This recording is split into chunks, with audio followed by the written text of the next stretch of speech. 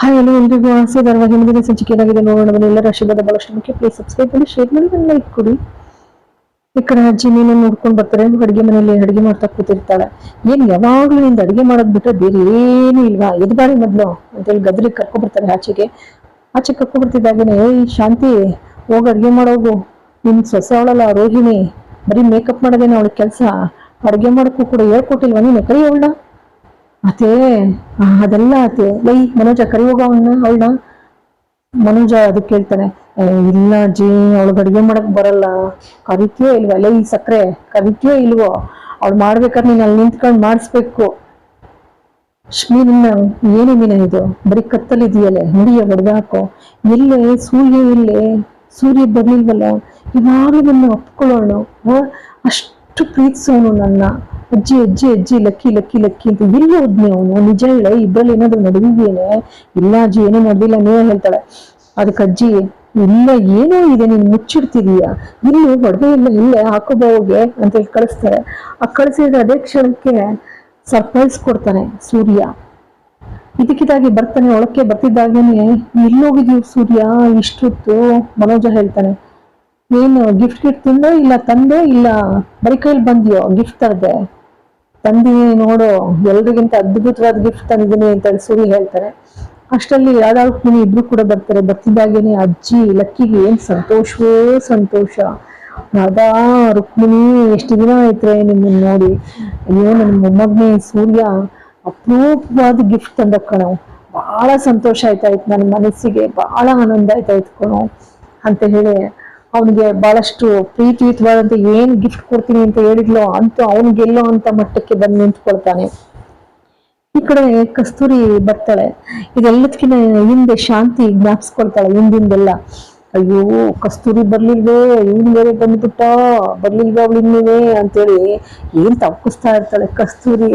ದೊಡ್ಡ ಟಿವಿ ಹೊತ್ಕೊಂಡು ಪಾಕೆಟ್ ಅಲ್ಲಿ, ಶಾಂತಿ ಬಾರೇ ಇಳಿಸು, ಮನೋಜ ಬಾರೋ, ರವಿ ಬಾರೋ ಅಂತ ಕೂಗ್ಕತಾಳೆ. ಕೂಗ್ಕತಿದ್ದಂಗೆ ಇಲ್ಲಿ ರಂಗನಾಥ್ ಅವರಿದ್ದರು, ಏ ಶಾಂತಿ, ಇಲ್ಲಿ ಕಸ್ತೂರಮ್ಮನ ಧ್ವನಿ ಕೇಳ್ದಂಗಾಗ್ಲಿಲ್ವಾ, ನೋಡಲ್ಲಿ ಆಚೆ ಬಂದಿರ್ಬೇಕು ಕಸ್ತೂರಮ್ಮ. ನೋಡಿದ್ರೆ ಟಿವಿ ಹಿಡ್ಕೊಂಡು ನಿಂತಿರ್ತಾಳೆ ಶಾಂತಿ. ಅಯ್ಯೋ ನೀನ್ ಹತ್ರ ಕೂದೆ, ಕುಡೀಲಿ ಕುಡೀಲಿ ನನ್ ಕೈ ಕೊಡೆ, ಅಯ್ಯೋ ಆಗಲ್ವೇ ಅಂತೇಳಿ ಅಲ್ಲೇ ಇರ್ತಾಳೆ.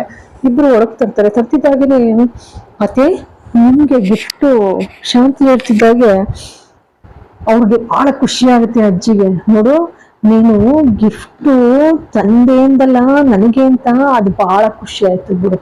ನೀನ್ ಗಿಫ್ಟ್ ಕೊಡೋಳಲ್ಲ, ಅದು ತಂದೆಯಿಂದಲ್ಲ, ಬಹಳ ಸಂತೋಷ ಆಯ್ತು. ರಂಗನಾಥ್ ಕೇಳ್ತಾರೆ, ಏನೇ ಟಿವಿ ತರಿಸ್ಬಿಟ್ಟಿದ್ಯಾ? ಮನೋಜ ಇದ್ದವನು, ಅಲ್ಲಮ್ಮ ಬಹಳ ಅನ್ಯಾಯ ನಮ್ಮ ಇದು, ನನ್ ಶೋರೂಮ್ ಅಲ್ಲಿ ತಾನೇ ತರಬೇಕು ಟಿವಿನ, ಏನಮ್ಮ ಬೇರೆ ಶೋರೂಮ್ ತಾರೆ?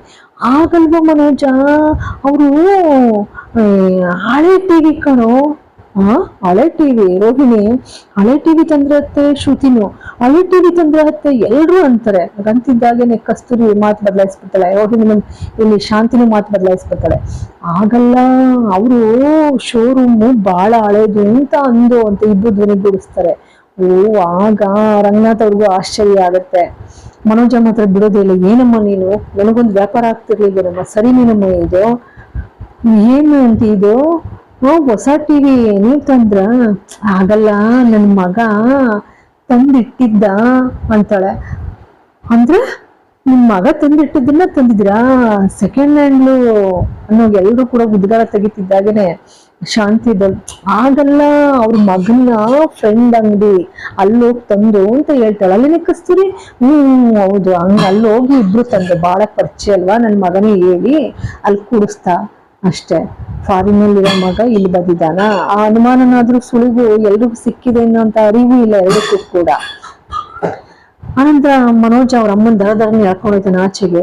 ಎಳ್ಕೊಂಡ್ಬಿಟ್ಟು, ಏನಮ್ಮ ನೀನು ಹಿಂಗೆಲ್ಲ ಮಾಡಿದೀಯಾ, ಜೊತೆಗೆ ನೋಡಮ್ಮ ಅಜ್ಜಿ ಬೇರೆ ಅಲ್ಲಿ ಒಡವೆ ಅಂದ್ಕೊಂಡು ಮೀನನ್ನ ಒಡವೆ ಹಾಕಿ ಬರಕ್ ಕೇಳಿದ್ರಮ್ಮ, ಏನಾದ್ರು ಡೂಪ್ಲಿಕೇಟ್ ಅಂತ ಗೊತ್ತಾದ್ರೆ ಏನಮ್ಮ ಮಾಡೋದು?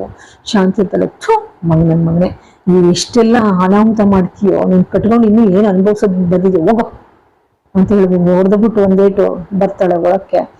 ಒಳಕ್ ಬಂದ್ರೆ ಅಷ್ಟರಲ್ಲಿ ರೋಹಿಣಿ ಈಚೆಗೆ ಬರ್ತಾಳೆ. ಮನೋಜ್, ಯಾಕೆ ಈಚೆಗೆ ಬಂದ್ರಿ, ಯಾಕೆ ನಿಮ್ಮ ಅಮ್ಮನ ಕರ್ಕೊಂಡ್ ಬಂದ್ರಿ? ಓ, ಗಿಫ್ಟು ನಿಮ್ಮ ಅತ್ತೆನೆ ಗೆಲ್ತಾರೆ ಅಂತಲ್ಲ ಅಂತ ನಿಮ್ಗೆ ಸೂರ್ಯ ಗೆಲ್ತಾನೆ, ಇನ್ನು ಅರಿವೇ ಇಲ್ಲ ಅವಕ್ಕೆ ಅಂತ ಹೇಳಂತೆ. ಅಂದಾಗ ಹಂಗೆಲ್ಲ ರೋಹಿಣಿ ಅವನಿಗೆ ಮತ್ತೆ ಭಯ ಶುರು ಆಗ್ಬಿಡುತ್ತೆ. ಇಲ್ಲಿ ಮೀನಾ ಅಮ್ಮ ಕನಕ ಇಬ್ರು ಕೂಡ ಬರ್ತಾರೆ. ಬರ್ತಿದ್ದಾಗಿನೇ ಶಾಂತಿ ಹೋಯ್ತಾಳೆ.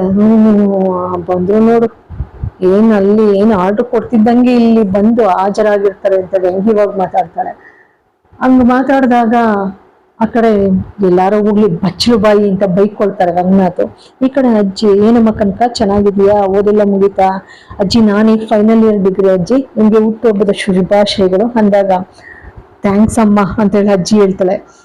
ಅಜ್ಜಿ ಹೇಳಿದ್ಮೇಲೆ ಕನಕನ್ನ ತಾಯಿಗೆ ಹೇಳ್ತಾರೆ, ಕನಕನ್ನ ಏನಮ್ಮ ಮದ್ವೆಗಿದ್ವೆ ಮಾಡ್ಬಿಡೋಣ ನೋಡ್ಬಿಟ್ಟು, ಈ ವಯಸ್ಸಲ್ಲಿ ಏನೇನು ಆಗ್ಬೇಕು ಅದಾಗ್ಬೇಕು. ಶಾಂತಿ ಹೇಳ್ತಾರೆ, ಯಾರಾದ್ರೂ ಒಬ್ರು ನಿಮ್ ಮನೇಲಿ ಟ್ರೈನ್ ಕಡೆಗೆ ಹೋಗಿ ಸಿಗಾಕೊಂಡು ಆಕ್ಸಿಡೆಂಟ್ ಆಗಿ ಸಾಯಲಿ, ಆಗ ಗಂಟಾಕಿರಂತೆ ಗಂಡಿಗೆ. ಬಹಳ ನೊಂದೋಗ್ತಿದೆ ಕುಸ್ಮ, ಅಳಕ್ ಶುರು ಮಾಡ್ತಾರೆ. ರಂಗನಾಥ್ ಅವ್ರು ಬೈತಾರೆ, ಒಂಚೂರು ಮಾನ ಮರ್ಯಾದೆ ಏನೂ ಇಲ್ಲ ಕಡೆ, ಏನ್ ಬೇಕು ಅದನ್ನೇ ಮಾತಾಡ್ತೀಯಲ್ಲೇ.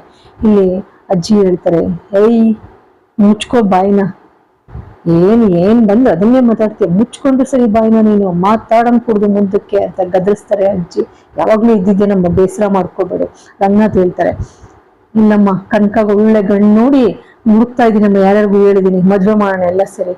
ಅದಕ್ಕೆ ಮೀನಾ ಹೇಳ್ತಾಳೆ, ಬೇಡ ಮಾವ, ಅವಳ ಕಾಲ ಮೇಲೆ ಅವಳು ನಿಂತ್ಕೊಳ್ಳಿ, ಕೆಲ್ಸಕ್ಕೆ ಸೇರ್ಕೊಳ್ಳಿ, ಅವಳಿಗೂ ನೆಮ್ಮದಿಯಾಗಿರ್ತಾಳೆ, ಹೋದ್ ಮನೇಲೂ ಕೂಡ ಖುಷಿಯಾಗಿ ಜೀವನ ಮಾಡ್ಬೋದು ಮಾವ ಅಂತ ಹೇಳಿದಾಗ ಎಲ್ರಿಗೂ ಕೂಡ ಖುಷಿ ಆಗುತ್ತೆ. ಈ ಕಡೆ ಸೂರ್ಯ ದಿಢೀರ್ ಅಂತ ಬರ್ತಿದ್ದಾಗ ಕಿಚಾಯಿಸ್ತಾನೆ ಮನೋಜ, ಈ ಪೆಂಗ್ಯ ನನ್ನ ಮಗನೇ ಎಲ್ರಿಗಿಂತ ಒಳ್ಳೆ ಗಿಫ್ಟ್ ತೆಗೆದಿದ್ದೀನಿ ನೋಡು ಅಂತಿದ್ದಾಗಿನೇ ಆಶ್ಚರ್ಯ ಅಜ್ಜಿಗೆ.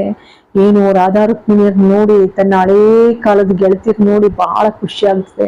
ಅಪ್ಕೊಂಡು ತನ್ನ ಸಂತೋಷ ವ್ಯಕ್ತಪಡಿಸ್ತಾಳೆ. ಸೂರ್ಯನು ಕೂಡ ಹೊಗಳುತ್ತಾಳೆ, ನನಗೆ ಅಮೂಲ್ಯವಾದ ಗಿಫ್ಟ್ ಕೊಟ್ಟಿದ್ಯೋ ಈ ಬರ್ತಡೇ ದಿನ ಅಂತ ಹೇಳಿ.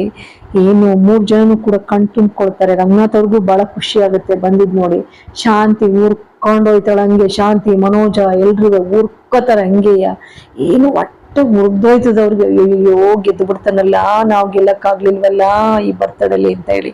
ಇಲ್ಲಿಗೆ ಒಂದು ಮುಂದಿನ ಸಂಚಿಕೆ ಮುಕ್ತಾಯವಾಗ್ತದೆ. ಎಲ್ಲ ಆಶೀರ್ವಾದ ಬಳಸ್ಕೊಳ್ಳಿಕ್ಕೆ ಪ್ಲೀಸ್ ಸಬ್ಸ್ಕ್ರೈಬ್ ಮಾಡಿ, ಶೇರ್ ಮಾಡಿ, ಒಂದು ಲೈಕ್ ಕೊಡಿ. ಮತ್ತೆ ಎಲ್ಲರಿಗೂ ಕೂಡ ಅನಂತ ಧನ್ಯವಾದಗಳು.